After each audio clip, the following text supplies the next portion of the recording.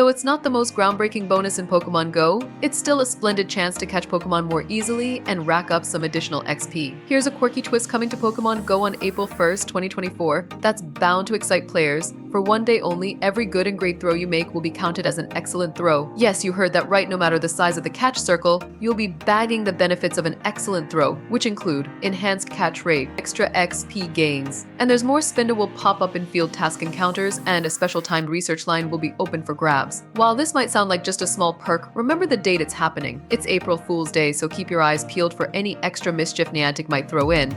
Historically, Niantic's April Fool's tweaks have been quite subdued, but who knows? Seize the day for extra gains. Though it's not the most groundbreaking bonus, it's still a splendid chance to catch Pokemon more easily and rack up some additional XP. Dropping a lucky egg could be wise if you're hunting for XP. It's also an ideal moment to tackle major raid bosses like Tapu Lele and Mega Venusaur.